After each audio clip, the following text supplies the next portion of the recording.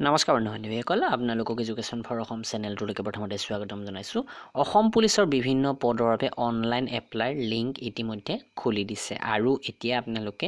এই পদবিলাকৰ কাৰণে ৰেজিষ্ট্ৰেশ্যন তথা অনলাইন এপ্লাই কৰিব পাৰিব। তো মোবাইলতে বা কম্পিউটাৰত কিদৰে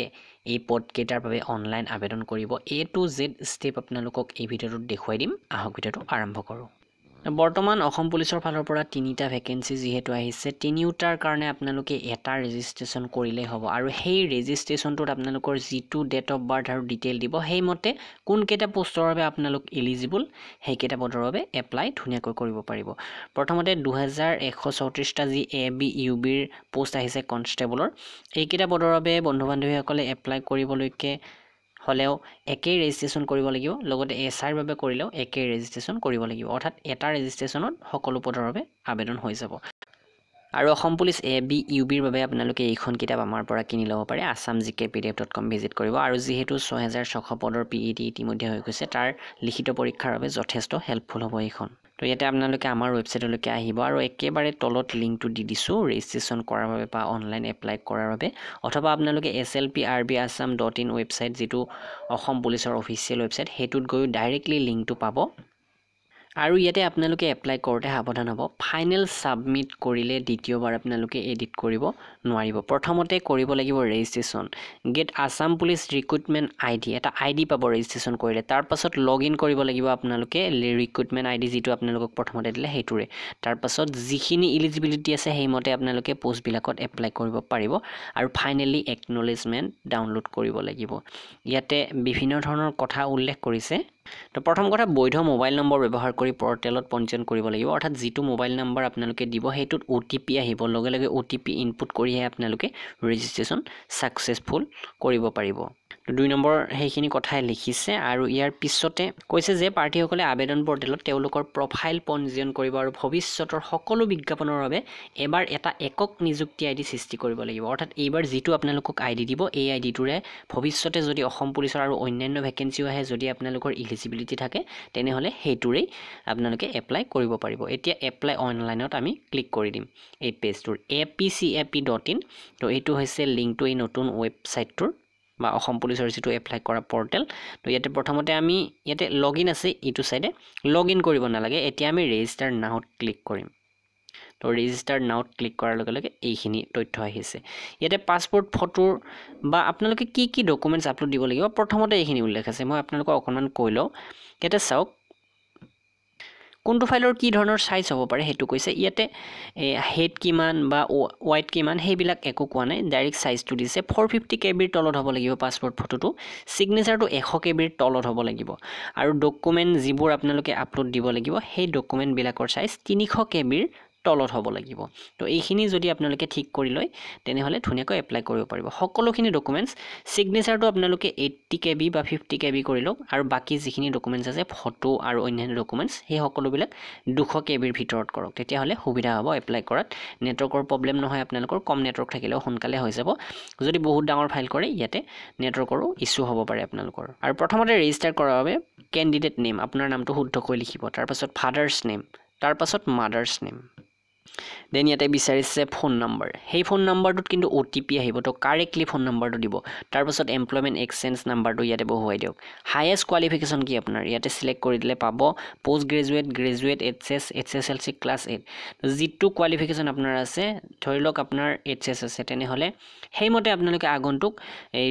যিটো ID পাব সেই IDটোৰে লগ ইন কৰি সেই পদটোৰ বাবে আবেদন কৰিব পাৰিব। পিছত আপোনালোকে আপডেট কৰিব পাৰিব, এই ক্ষেত্ৰত তেনেকুৱা সুযোগ দিয়া হ'ব পিছত। তো ইয়াতে যেনিবা মই গ্ৰেজুৱেট লিখি দিলোঁ আৰু পাৰ্মানেণ্ট ডিষ্ট্ৰিক্টটো ইয়াতে বহুৱাই দিয়ক, গোটেই জিলাবোৰ আহিছে আৰু ইয়াৰ পৰা আপোনালোকে এখন চিলেক্ট কৰক। তাৰপাছত জেণ্ডাৰ, মেল ফিমেল নে ট্ৰেন্সজেণ্ডাৰ। ট্ৰেন্সজেণ্ডাৰক বিশেষ সুবিধা দিয়া হৈছে এইবাৰ, সেইকাৰণে এই ট্ৰেন্সজেণ্ডাৰটো ধুনীয়াকৈ দিছে, কাৰণ যিখিনি কমাণ্ডোৰ পোষ্ট আছে সেইখিনিৰ কাৰণে ট্ৰেন্সজেণ্ডাৰক মেলৰ সমানে প্ৰিফাৰেঞ্চ দিছে। কেষ্ট বা category, general, OBC, SC, ST এইবিলাক আপোনালোকে চিলেক্ট কৰক। তাৰপাছত ইয়াতে ডেট অফ বাৰ্থটো বহুৱাব লাগিব। ইয়াতে লগে লগে ইয়াত ক্লিক কৰাৰ লগে লগে কেলেণ্ডাৰখন আহিছে। কেলেণ্ডাৰত প্ৰথমতে আপোনালোকে ইয়াতে ইয়াৰটো চিলেক্ট কৰক, কোন বছৰত আপোনাৰ জন্ম হৈছে। ধৰি লওক আপোনাৰ 1996ত হৈছে, সেই তাৰপাছত মাহটো চিলেক্ট কৰক, ধৰি লওক ছেপ্টেম্বৰ, আৰু এটা তাৰিখ ইয়াতে চিলেক্ট কৰি দিছোঁ। এইমতে এই যেটো ৰিক্ৰুটমেন্ট পৰ্টেলটো আপোনাৰ ডেট অফ বাৰ্থটো লোৱাৰ পিছত হেইমতে বয়সটো চাব কোনটো পোষ্টৰ বাবে আপুনি এলিজিবল হয় দেন ইয়াতে টিক কৰক আৰু ৰেজিষ্টাৰত ক্লিক কৰক আৰু যদি আপোনালোকে কম্পিউটাৰত এপ্লাই কৰে তেনেহলে এই স্ক্ৰিনখন অকনমান ডাঙৰ দেখিব পাব আৰু এই দৰে থাকিব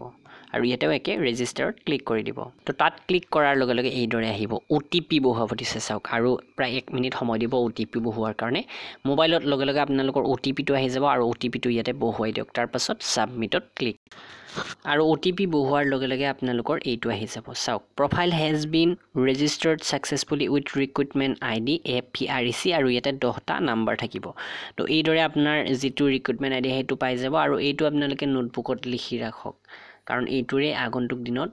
অন্যান্য অসম পুলিচৰ ভ্যাকেন্সি আহিলেও এই আইডিটো আপোনালোকক প্ৰয়োজন হ'ব এতিয়া আমি লগইন কৰিব লাগিব গো টু লগইনত আপোনালোকে ক্লিক কৰি দিয়ক অথবা আকৌ হেই যেটো প্ৰথম পেজ এই নতুন পৰ্টেলটোৰ হেই পেজটোলৈকে আহি যাওক অৰ্থাৎ এই পেজটোৰ কথা কোৱা হৈছে এতিয়া আমি লগইনত ক্লিক কৰি দিম লগইনত ক্লিক কৰি দিয়াৰ লগে লগে ইয়াতে চাওক এই দৰে আহিছে ৰিক্ৰুটমেন্ট আইডি যেটো এপিআৰচি আৰু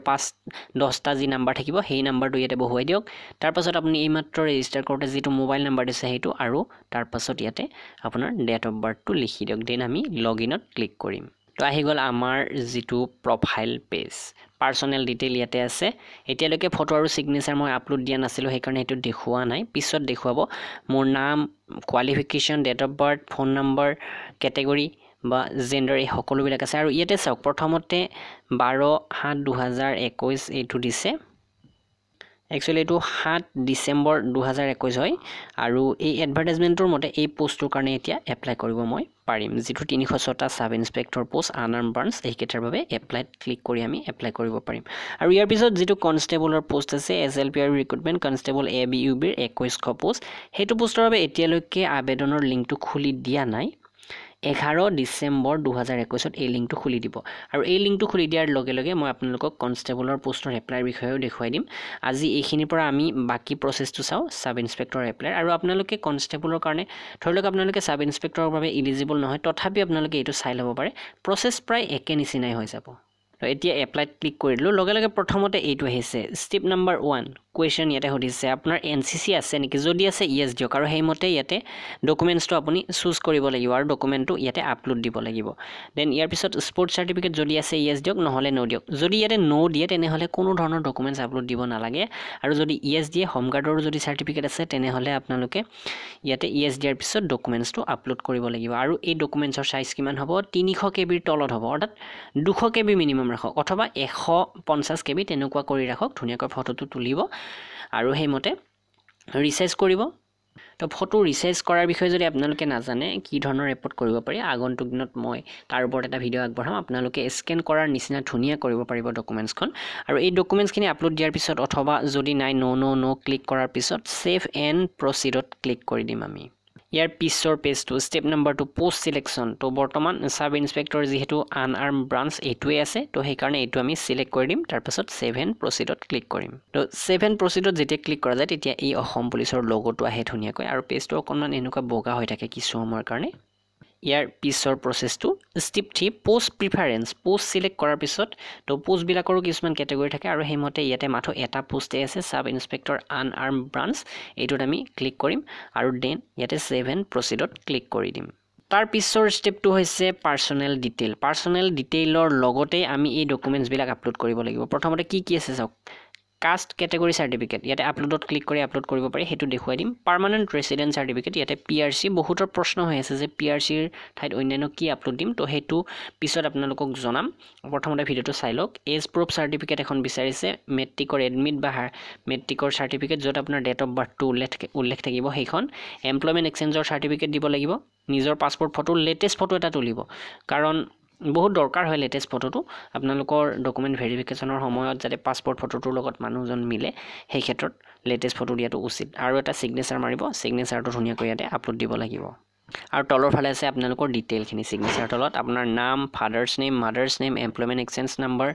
gender category date of birth nationality এটো ইণ্ডিয়ান কৰি দিয়ক তাৰ পাছত আপোনাৰ ৰিলিজন হিন্দুইজম নে ইছলাম নে তেনেকুৱা ধৰণৰ এইখিনি সিলেক্ট কৰি দিয়ক আপোনাৰ ইমেইল এড্ৰেছ এটা দিব কাৰেক্ট ইমেইল আইডি দিব কাৰণ ইমেইলটো যথেষ্ট তথ্য পঠাই থাকে ফোন নাম্বাৰটো দিয়ক আৰু এডিশনাল এক্সট্ৰা আৰু এটা ফোন নাম্বাৰ দি দিয়ক কেতিয়াবা এইটো নাম্বাৰ হেৰালে এই নাম্বাৰটোৰে কামত আহিব তাৰ পাছত আপোনাৰ ফুল এড্ৰেছ প্ৰথমতে ভিলেজ বা টাউন দিয়ক তাৰ পাছত পোষ্ট অফিস তাৰ পাছত ইয়াতে পুলিশ ষ্টেচন দিয়ক তাৰ পাছত পিন নাম্বাৰ দিয়ক তাৰ পাছত আপোনাৰ ডিস্ট্ৰিক্টটো দি দিয়ক লিখি দিয়ক অলৰেডি ইয়াতে ডিস্ট্ৰিক্ট আছে তলত ইয়াতে মোৰ দৰং সিলেক্ট হৈ আছে পুলিশ ষ্টেচনটো আপোনালোকে ইয়াতেও দি দিয়ক ইয়াতে পিন কোডটো দি দিয়ক যদি আপোনালোকৰ এই পাৰ্মানেন্ট এড্ৰেছ ইয়াতে প্ৰথমতে এইটো পাৰ্মানেন্ট এড্ৰেছ হয় কৰেসপন্ডেন্স এড্ৰেছটো সেম হয় তেনেহলে ইয়াতে টিক কৰি দিয়ক আৰু যদি বেলেগ বেলেগ আপোনাৰ এড্ৰেছ বিলাক আপুনি এঠাইত